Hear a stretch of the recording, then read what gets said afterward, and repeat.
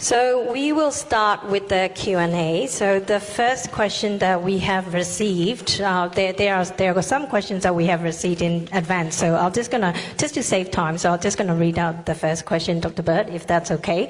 The first question that we have received is from Saint Zorton.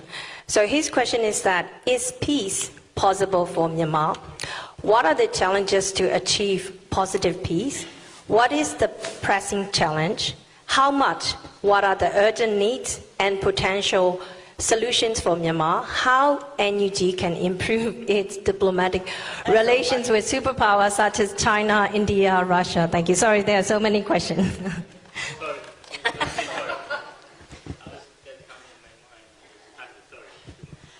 So I take it that you're assigned Tin Sorton, so please.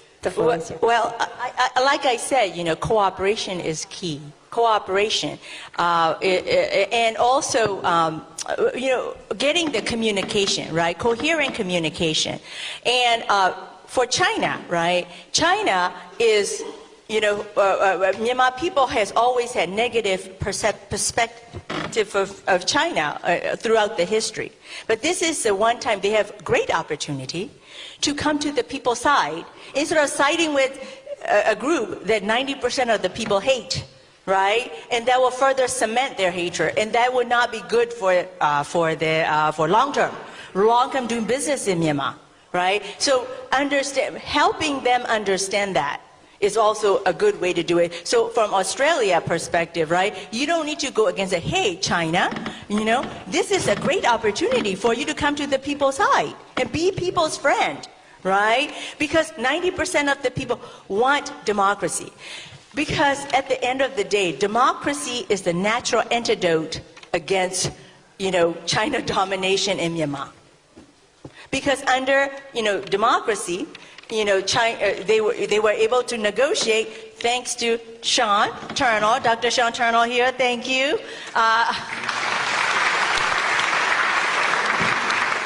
The architect of that negotiation, 70% to the Myanmar and 30% to the China, right? That happened under democracy, because otherwise it was flipped, and it's about to flip back again. And same thing with the, Misong Dam, right? Misong Dam, it's the people that voice. So democracy will always be the natural antidote against any type of Chinese domination in country. So that's why from all the Australian diplomats' perspective, you don't need to say anything about anti-China or anything like that. You just say, hey, 90% of the people want democracy, and we're helping. And if you can just throw in like 65% of the forces is women, we're just working on improving the women, empowerment, and that alone can go a long way, right? That may be the tipping point.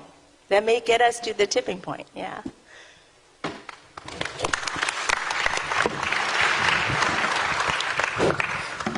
Okay, ဒုတိယ question ကခွန်ခံခေါင်းကနေပြပို့တဲ့ဟာကျွန်တော်မြန်မာလူကပြောင်းလာတဲ့စစ်သားနဲ့ရဲတွေကိုဘယ်လိုအကောင်းဆုံးနည်းနဲ့ဖြည့်ရှင်းပေးနိုင်မလဲကျွန်တော်စစ်တပ်ကဆွန့်ခွာလာတဲ့စစ်သားတွေကိုဩစတြေးလျနိုင်ငံရောတခြားနိုင်ငံတွေကလှုပ်ဆောင်လာမဲ့အခြေအနေရှိမရှိသိချင်ပါတယ် The defectors are a little bit tricky, and the defectors are also by international law. They are more in danger than any other the dissidents, right? Because of the international law, they can be sent back to the SAC, and nobody can say anything. You can't do that for the political dissidents. You can't, because there's the international law against that. So. But I think that there's, like I said, my example said, maybe the country that did not have, the countries that do not have embassy in Myanmar should take on, right, can take on. So working through the, Australian friends, and and to get them, maybe Australia doesn't have to do it directly, but they can have their friends who didn't have any relationship with Myanmar to host them. And that's one way to do it, Thank you, Dr. Byrd. The third question is from Usoling. So Usoling is sitting over there. He has a question for you. Dear Dr. MieMie Byrd, the use of human shields in Karen and many ethnic areas is a violation of customary international humanitarian law prohibited under Rule 97. It has been judged in the past to amount to a crime against humanity when committed in a systemic or widespread way due to its nature as an inhumane act. In addition, deliberately using civilians to shield military operations is contrary to the principle of distinction, the very first rule of customary international law, and violates the obligation to take feasible precautions to separate civilians and military objectives, Rule 7 of customary international humanitarian law. Overall, the suffering of human shields and the additional ways in which SAC uses human shields can be considered as war crimes and crimes against humanity. Why UNSC not refer to ICJ or ICC for SAC is responsible for those crimes? Yep, you're absolutely right. Yes, those are all war crime, and of course UNSC, right? You have Russia always there. Throwing the wrench in there, right? So it's Russia and China. But China, maybe we might be able to get to it, but I think that Russia is a harder issue. But if Russia collapses, then, maybe possible. But nevertheless, though, you cited a lot of law. But I'm not a lawyer. We have the military JAG that take care of our legal issue, but I'm an operator, right? From the operation perspective, those type of action never help us as a soldier. That is a quick way to lose the war. And what MieMie has done has been the textbook case of what not to do. What not to do. So that's why people, because he's doing this to create fear in the people, right? But fear, remember, Machiavelli has said, you have to use fear very carefully. If you overuse fear, it will go into anger, and Prince loses it. That's it. And that's what happened. So it's almost like textbook case of what Machiavelli has said is happening to MieMie and his people.ကျေးဇူးပါအခုကျွန်တော်တို့နောက်ကြံတဲ့ Q&A session ကိုဒီနေ့တက်ရောက်လာတဲ့ on the floor မှာရှိတဲ့ညီကိုမောင်နှမများကိုကျွန်တော်တို့မေးမြန်းခွင့်ပေးပါမယ်ကျွန်တော်တို့15မိနစ်20လောက်ရှိပါတယ်အဲ့တော့မေးခွန်းလေးတွေကိုအနှစ်ချုပ်ပြီးမေးပြီးတော့မေးမြန်းပြီးသားမေးခွန်းကိုထပ်မမေးဖို့လဲကျွန်တော်မေတ္တာရက်ခံပါတယ်အဲ့တော့ကျွန်တော်လက်ထောင်ပြီးတော့ကျွန်တော် microphone pass လုပ်ပေးပါပထမဆုံးထောင်တဲ့လူကျွန်တော်ယင်သွားပါမယ်ကျွန်တော်ဒီမှာယင်မြင်ထားတယ်ဟုတ်ကဲ့ Please ask every question. There's no hard question. I will try to answer as much as I can. I don't want you to ask us your heart content. Please. Hi. Yeah, my name is Winn. I'm in one of the fundraisers here for the Spring Revolution since 2021. I have one question. In fact, two questions, but I want to emphasize on first one first. Number one is that currently we are on the very important phases. As we know that we are more occupied on more than 50% of the region and land area. And especially KNE and KNU is supporting us. So, and then also one of the slogans that we put on there is Road to Nepido. Correct, right? So that is a very important phase already. And then we need more strategic way. Number one, currently what we are, the all PDF and all the revolutionary, all peoples is supporting, all supporting is coming from the outside of the country, especially on the abroad, like us and US, Singapore, especially in Singapore. So we started on the small leader on the arms, and now become automatic rifle. But in important phases, we need more strategic arms or any other thing that support monetary or whatever it is.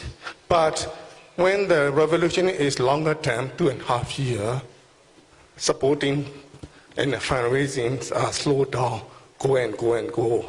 Especially last time I ever got a fundraise, one-time project for Pansalo is 60,000 over in here alone myself. But in the nowadays, I try to raise one of the campaign, or we can get only 1,000, 2,000, 3,000.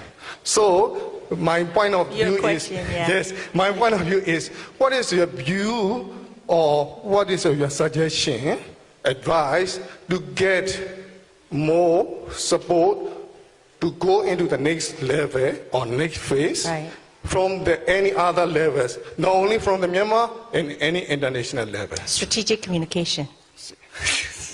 Strategic communication. You have to have a plan. You have to have a strategy. Hope is not strategy. Wish is not a strategy.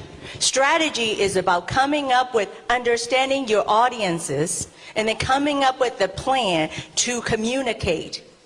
You don't even have right now the communication. I mean, thankfully, amazing success even without the real true communication, coherent and consistent communication plan. So Myanmar news come up and down, because you don't have a plan to ride the wave, right? Once it's up, you got to ride it, right? But you don't have a plan, so it just go back down.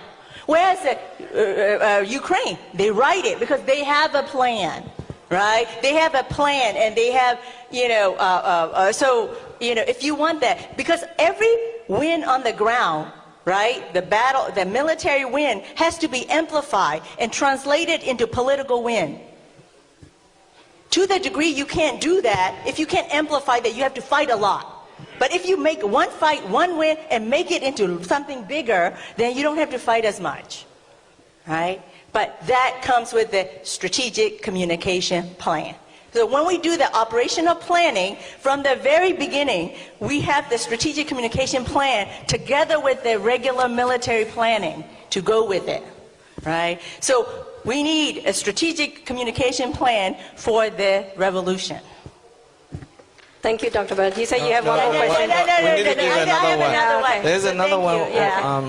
Yeah, please ask questions quickly, because we know a lot of people already have a context, so you don't need to explain the context. So just go straight to your question, and it will save a lot of time, and I can get to more questions. Dr. Byrd, thank you for your time. And if it was your calling, are you willing to lead our country after Aung San Suu Kyi? Oh, very sweet. I don't have any plans like that, but I am very moved that everybody think that I can do that. But for right now, I just wanted to get to the tipping point, and let's get to the tipping point first, and then we'll think about that. But I don't have any plan like that, and I'm an American. I'm an American, so I really. But I'm very flattered and very moved by everybody come up to me and said that they are moved by what I said, and I gave them a lot of strength, and I never realized that level of impact is very overwhelming a little bit. Thank you very much, everybody, for being so sweet to me.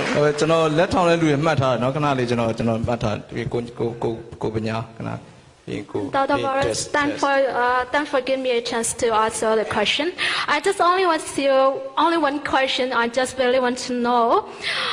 Now in Myanmar, we are suffering a lot. The people are dying all the day. So, but I don't know why the world closed their eye and they ignore our voice. So I just want to know, is it they have any plan to help us?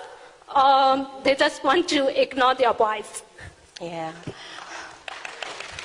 But also, we got to do our work, right?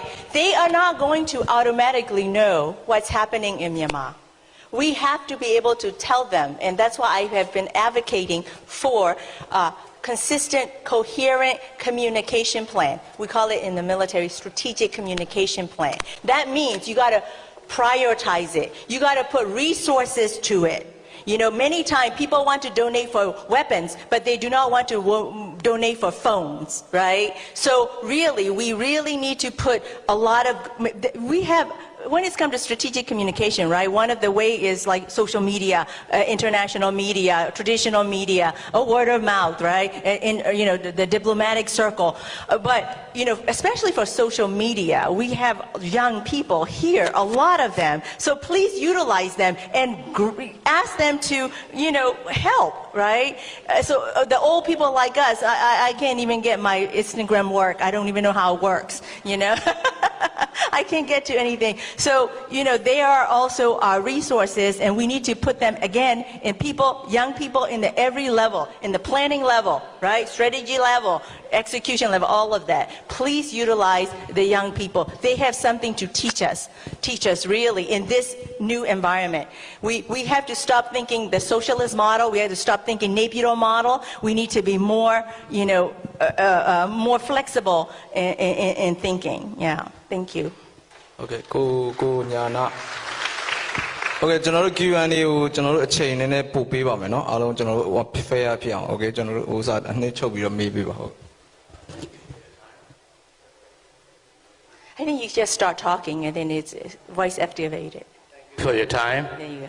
Yeah, my name is Benya, and then I'm going straight to the point. Yes, please. Here, I heard that beginning of this revolution, they were saying that the NLD government, before it was toppled, and then they have saved $1 billion and U.S. Treasury. I'm not sure, because it could be rumors. If we can withdraw that money and use it for the revolution, buying all these ammunition and arms and bullets we need, that'd be the end of the military government, for sure. Sean, So do you want what- to answer that question? Yeah, so Sean I'll go Turnell straight to is the point. much more of an expert on that issue than I am. What's your take on it? Well, just to say that there is $1 billion that is in the US Treasury that has currently been seized by the Treasury. So it's kept away from the regime. So that's the real upside. The downside is under international law, they can't really pass it on to anyone else. So it's sort of stuck, but it means that it can't be used by the SAC. One of the things that people are thinking about, though, are there any other creative ways in which that could be used? So, for instance, if it's recognised that the NUG or whoever has a legal claim, is the rightful claimant over those funds, you might be able to use that as collateral to then create other financial resources that can support the NUG. So that's where the thinking is at the moment. But there's about $7 billion of reserves, and this is why some of these recent announcements from Singapore and so on are really important, because now it's not only the $1 billion, about $1.3 billion in Treasury that it's at play, there's substantially other funds at play as well. So the regime are really desperate at the moment. Everything is beginning to move against them on this financial side. So it's been really good news just over the last few weeks on exactly that issue. Thank you, Dr. Sean. Yeah, so I was Dr. Sean saying, Turnell, thank you. Actually, please pay attention to DIP. Right? Everybody is so focused on weapon. You're missing out on the 75% of the operational environment. You know, the DIP,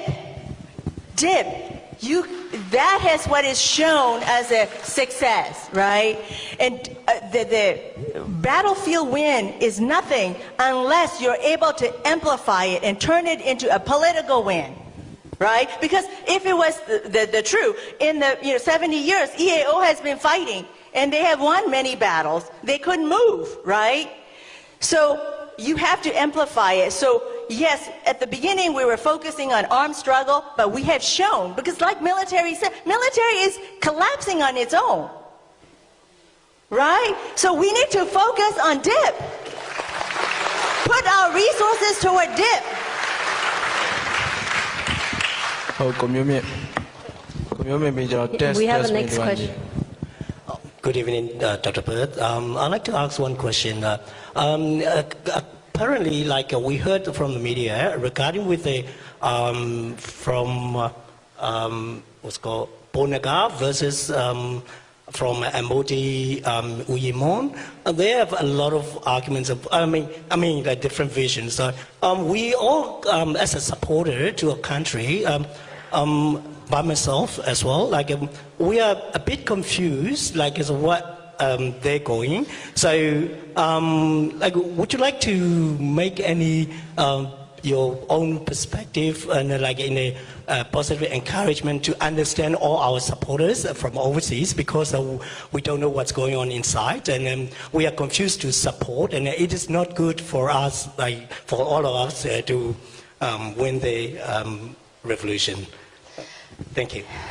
Yeah, there is some, bickering, just like in the United States when we're putting together Burma Act. There was a lot of bickering going on, but at the end of the day, they cooperate.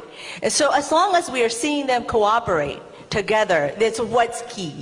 Inside what they say, what are they doing? Are they cooperating? And I have talked to many of those guys in Zagainen area, saying how to cooperate better. How to put aside the differences, because really, at the end of the day, you have to ask them, do you want to win? Right? Do you want to win, or do you want to be just a little warlord on the side, and then later on, when the military will come and boom, come and get you, right? Even though maybe today you are successful, but you don't, like you said, we don't have strategic weapons, right? If that's what you're going to focus on, is the, utilizing whatever piddly little, arm that you have, and you think you can hold on, think again. So overall, we just have to ask them again, do you want to win, right? It's not about killing again, killing is one way to do it, but when you think about winning, then you have more option. When you define your mission as killing, you only have one option. But when you define your mission as winning, you have more option, right? You can get at winning a different way, many ways. And when you don't have strategic weapons or firepower, you can win the different way. Like we said, 7 out of 10 don't want to be there. Who are those 7? Can we support those 7 to get out, right? Right? So, yeah. So, please put winning mindset. Winning mindset means cooperation mindset. That's it. We have a question from our campaign manager for Myanmar Campaign Network, Tasnim Rock. Hi, Dr. Byrd. Thank you so much for your presentation. I do want to talk about DIP and international pressure and Australian sanctions. So Australia is lagging very, very far behind all of the other democratic allies. We only contribute about 6% to international sanctions. We've found that Australia is still importing goods that directly benefit state-owned enterprises, so timber and wood products, gems, arms and ammunition, apparently. We do actually also have, the support group also has a petition at the moment on the Australian Parliament House website. Just wanted to let everyone know to sign that petition. My question for you is, the humanitarian and human rights crisis is apparently not particularly compelling to our government to enact sanctions. What other key messaging should we be using? Is it about a security issue in terms of China? Is it the drugs? What should we be talking about to compel our government? I am going to ask Janelle to answer that question, since we are very fortunate to have Janelle here, because she knows, she's from the Australian governor. Look, by way of answering, I just want to say that the revolution will be won through politics. It's all about politics, and the military is a key part of it, but it's a part of it. As Dr. MieMie Byrd says, it is politics. It's politics that will win. It's politics that will persuade the Australian government or any government about sanctions. At the National Australian Labor Party conference, where I was a delegate, I came from there last night, I got 2 minutes to talk about Myanmar. We all get 2 minutes, okay? And I have to be short and sharp. So what I did, I got into the party platform that sanctions would stay under active consideration.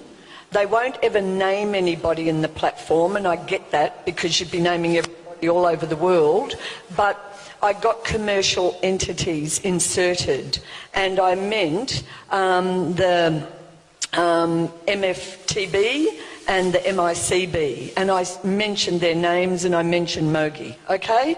And your question was, what do we do to persuade? It's about persuading, about cutting off the foreign currency and what that means, because Australia, ASEAN, everyone agrees, stop the killing, and cutting off the foreign currency will help stop the killing. We can do lesson 101 in politics later, but in essence, that's what we need to talk about. It's not all of the other stuff we can marshal into arguments, but it's about politics. And it's all about politics, and that's what will win. I've just been up on the border and I talked with everyone. I had 2 key messages. You've asked for international support, the best way, and I totally agree with DIP. I was thinking we must go dippy on DIP. So we've got to support DIP. But what I said, when we're speaking to ASEAN international community, everyone, 2 key messages: civilian government, federal democratic state. When you speak domestically, overthrow the SAC, overthrow the military junta. International community, very clear, you've got a political pact, get out and sell it. It's communications, and it's missing, and it drives me crazy. It drives me crazy too. Yeah, because at the Labour Party conference... Thank you, Jamil. Labour Party conference, they talk about democracy over and over and over. So any type of messaging that you're doing to the Australian community, the people here, democracy, federal democracy, restoring democracy, those will resonate with the people, right? So it just, when you do your strategic communication planning, have those words in there somewhere. Yeah. Thank you.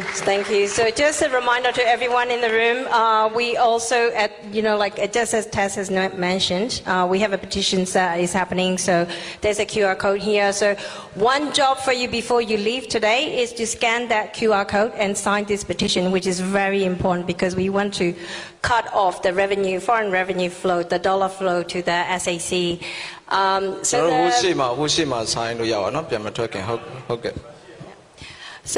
next question is you. Yeah.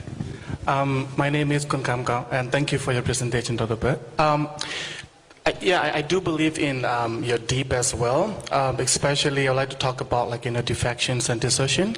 And since the coup, I think that the number of desertion is growing really high, and a lot of ERO and EAOs, they are accepting, deserters and defectors, and after all of after the military coups, 3 years, I think there has been a lot of burdens for ERO and EAOs.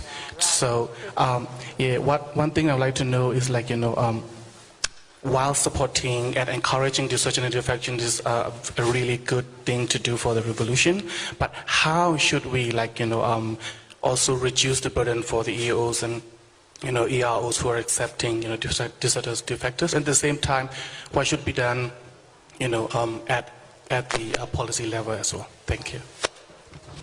So for the defectors, we already have the defectors that are already, thank you for your question, because that is kind of what I'm working on very closely, so thank you for the people that has already come out, right, with their families, they need support, and they're the least supported group of people. So that's one line of effort under the defection umbrella. And then another piece is trying to get more defection, right, outside. And how do you do that? That's require a lot of intelligence work, right? Because we have done a good job interviewing the defectors to get human rights violation information, but we do not have a debrief of the operational intelligence and information, and then pull them into a database so that you can cross-check the information. And also, once you have it in the database, you start to see pattern, and that's what tell you where you need to focus on. Right? Not everybody needs to. But for example, if you want the plane to stop flying for the bombing run, you can look at it. There's maintenance crew, right? They're most likely to be most vulnerable. Not the pilot, but the maintenance crew, right? And we know from our, interviewing, 7 out of 10 don't want to be there. So out of the name maintenance crew, who are the 7? Right? So you're not targeting entire population of military. You're targeting very specifically in this base, this maintenance crew, and who are they, right? So in order for you to do that, you need to do homework and do the proper intelligence work. And we have had many, Air Force people, Air Force, came out. But we asked them for, human rights violation information. But we don't ask them like other operational information that you can conduct, operation against using that. So, like I said, air power, right? Yeah, you can get the, anti-air missile and shoot it down. That's one way. But also, you can make it not fly, right? Because airplane needs, what do they need? It needs fuel to fly, runway to fly, pilot to fly, maintenance crew, right? And then parts. Right? And I think I have said, during World War II, right, when we took out, U.S. Took out the ball, the steel ball that is in all the production machine, it's shut down all the war machinery for Hitler, because that steel ball that is used in all the machine, right? So understanding that, you can use the same principle, right? But you need to do intelligence work so that we realize, oh, there's a steel ball that is used by all the machine, right? Thank you, Dr. Byrd. We're going to take 5 more questions, and then we're going to end this Q&A session. So who's next? I remember this gentleman in the white jumper. You want to ask question earlier? Did you want to ask question earlier, people? Oh, no, sorry. So yeah, we're taking 5 more questions.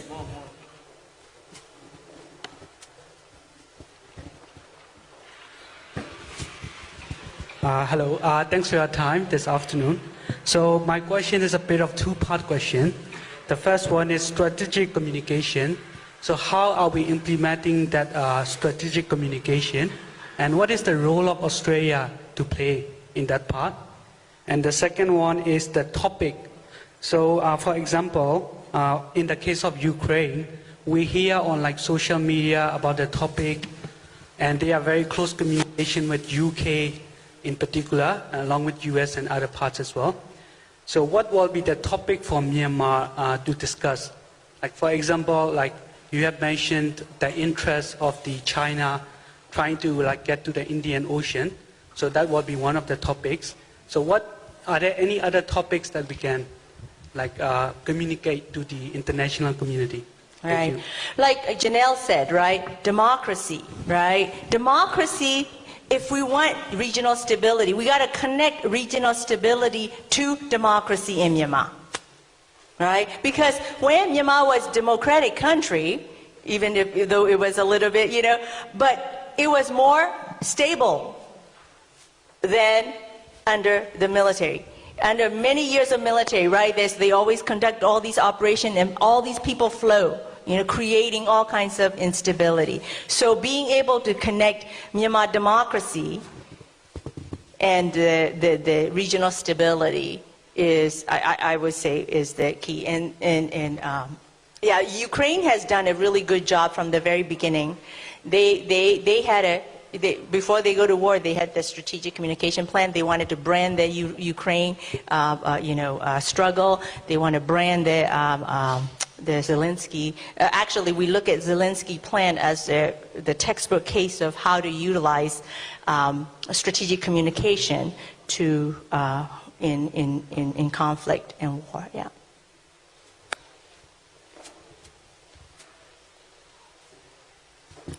Thank you so much for your powerful presentation today. In that, we will learn a lot about geostrategic, politics, and then diplomatic issue. But I would like also to know about the economic issue, because, how would you elaborate the situation in Myanmar in terms of economic crisis? I think I'm going to let Sean answer that question since we have the Myanmar, economic advisor expert there. Thank you. Just to say that, obviously there's a bigger human tragedy, but the economic disaster is just extraordinary. Right now, if Myanmar had continued just at the most conservative trend of economic growth from 2019 to now, the economy is 1/3 down from that. And as we know, Myanmar in 2019 was one of the poorest countries in the world. Now they're 1/3 poorer than they were in 2019. It's just incredible. But every measure, whether it be trade, banking, money printing is back, inflation, everything, it's just disaster after disaster. So, and that's also a really strong argument, right, for the self-interest of other countries. It's not just about political stability, it's about economic as well. This is a place that is not a market anymore. It's just an exporter of people and trouble. That's the only growth industry. Just a catastrophe, and that could be really part of the narrative, which says to the international community, look, you might not care about the human rights, but you're probably going to care about the dollars that are being lost. So, it's just a catastrophe, as everyone here knows, of course. Right. MieMie and his group, they don't have the capacity or capability. I'm a lot of them in the military, their academy, they don't really learn about managing monetary policy, and they have this guy managing. So what we need to also to talk to the business community that may be sitting on the fence is that, hey, as long as MieMie is there, the market is going to just get, smaller and smaller and smaller. Right? So right now, instead of sitting on the fence, come to our side and then once and for all kick him out. Right? Because he will continue. He only cares about his family and small group of people. He does not care about the larger community, the Myanmar people, 54 million. As long as those guys are getting what they need, they don't care. So, and also, one day they may like you, and the next day they want what you have, and they will come after you because there's no rule of law. Like I said in the CNA interview, there's no longer rule of law. Rule of law is whatever MieMie wake up that morning and say, you know what, I'm going to do this. And now it's a law. It's not rule of law, it's rule by law. It's no longer rule of law, rule by law, right? So really, as long as those guys are in charge, that's why the Indonesian foreign minister said, told them hey, put someone that knows something about financial or economic policy in charge, because none of them knows. And they made it worse. They had a sanction, right? Then they made it worse by their action to deal with the sanction, right? 20,000 jets in the middle of the inflation, right? And that type of stuff, because they don't know. They're not even a good soldier. I'm telling you, I have always said, MieMie has bad strategists, from the beginning. There was a political problem. He tried to use the military to solve it, and that's why he's losing. So this is rightly said. I just have a question from me personally, because hearing Sean talk, hearing Dr. Byrd talk, and just wanted to ask, how do we get those cronies over the fence? How do we, break through the awareness to them? How do we do that? Because, we know if you have a look at it, China has already dealing with the crisis in the, overskilled, population, where a lot of the factories are now moving to Vietnam. So which means a lot of the roads are being forged into Vietnam, which could have been, done in Burma if there wasn't any, all these things that are happening in Myanmar. Vietnam is bagging a lot of the economic opportunity of what's happening, what MieMie has done. How do we get those cronies understand, the like of someone like Sean Penn? How do we make them understand back to strategic communication. Strategic communication about understanding each audiences and analyzing the audience and understanding what will move them. And they come up with the plan, not like one time, right? A plan to really drive home that narrative, right? So that's why we call it strategic communication. We call it a plan because you do the proper analysis and look at different audience. For example, domestic audience need different way of communication and different message than the international, audience. Even like U.S. audience versus Australian audience is different, right? So understanding those and then coming up with the plan to get at it is what is needed, right? So you can even have China as a target audience, right? And how are we going to get to that, right? At a minimum, you need to put your messages in Chinese, right? Right? India and Thailand, right? And you want Thai to move, you got to put a lot of messages in Thai language, right? Not enough in Burmese or, that type of stuff. I'm just saying real quickly saying how you have to understand different audiences and have a plan to move them. Thank you. The last two questions. Thanks, Dr. Byrd. So my question is, how much percentage is NUG currently recognized by other countries across the globe? And also, I think our country has been seen as the civil war. Is that because, is that one of the reasons why we're not getting enough support? And what kind of barriers that NUG have to get recognized by more countries? So that's my questions. Thank you.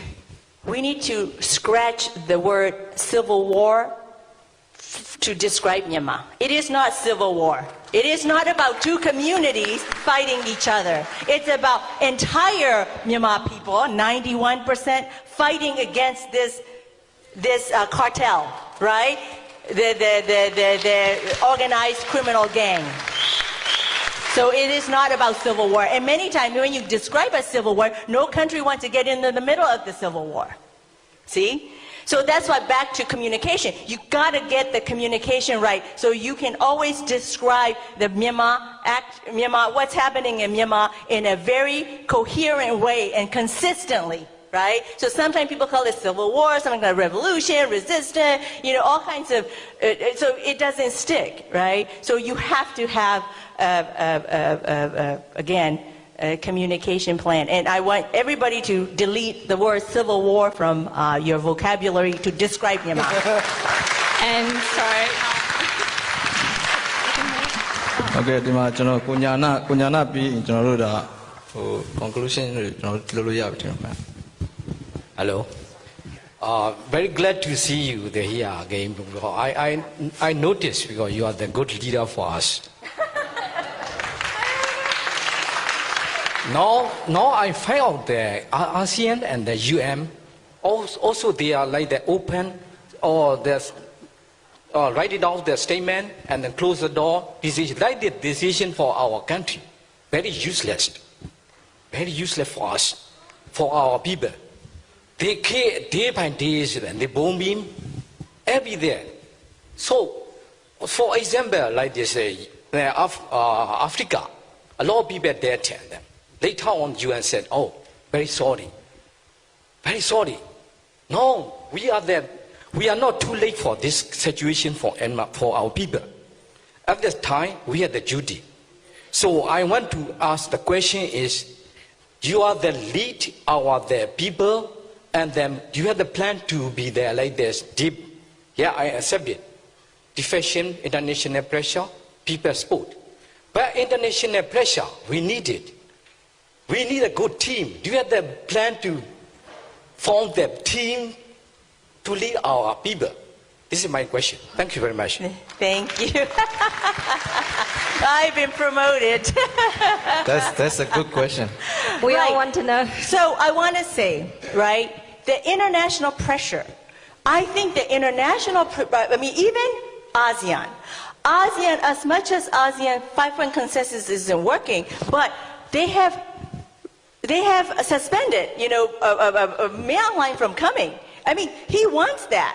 I mean, he wants that badly, right? But it stopped him. It stopped the legitimizing the regime. So I think that's a good thing. The U.S., all the sanction, right, that went in, because it's a strategic level, they're cutting off his supply lines, right? When you fight in the fight, you always go after the supply line.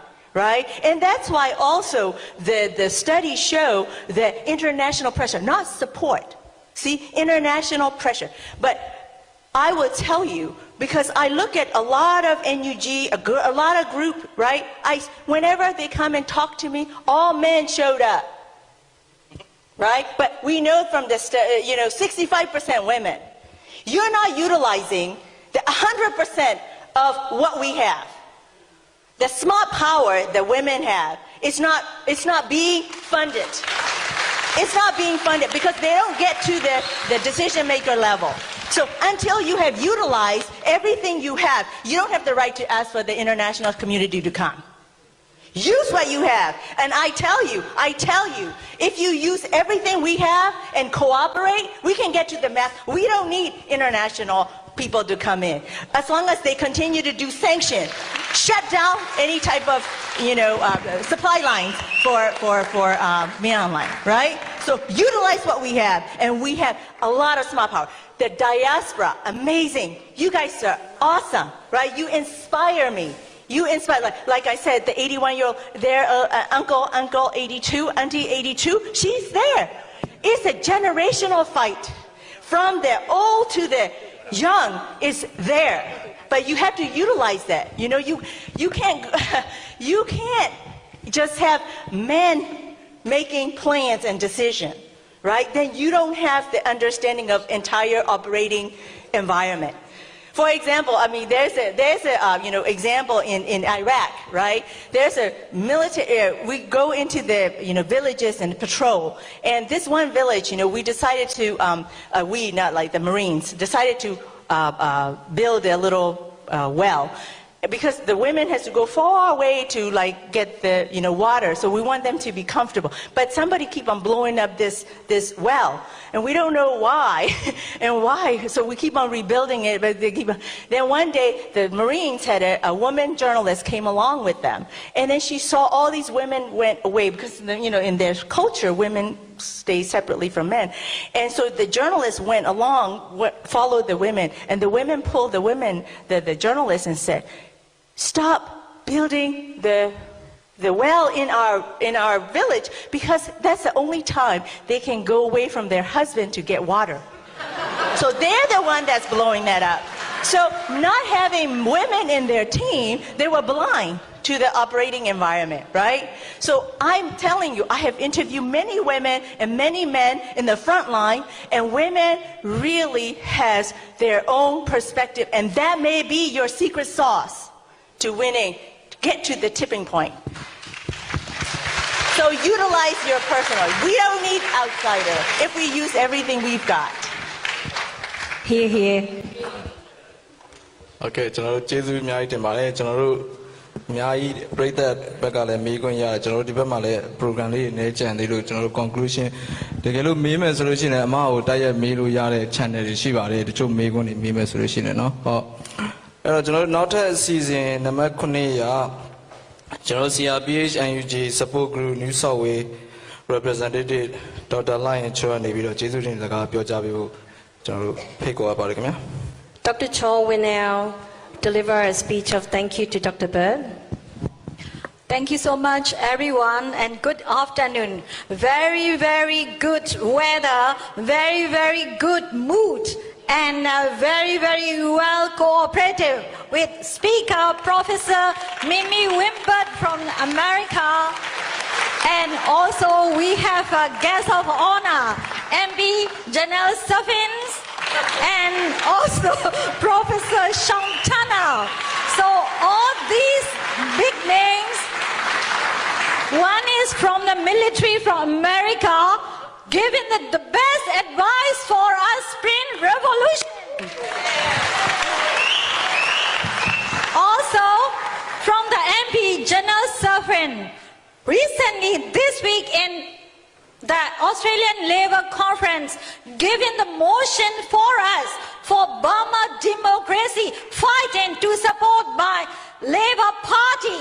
Yeah, so this is a current government for Australia. Why can't we win?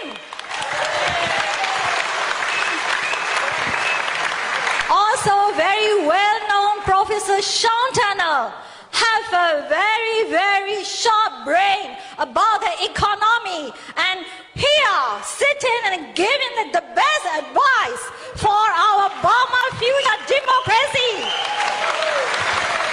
So I can't say thank you enough, all of you. This is the best, we got it.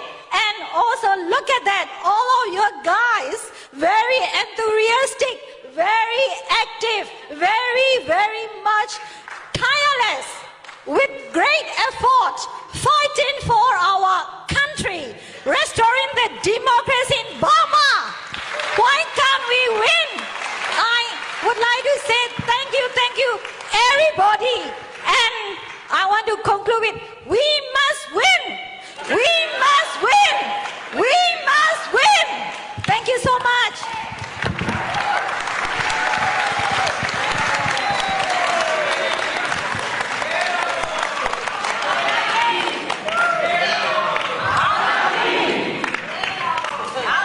MieMie.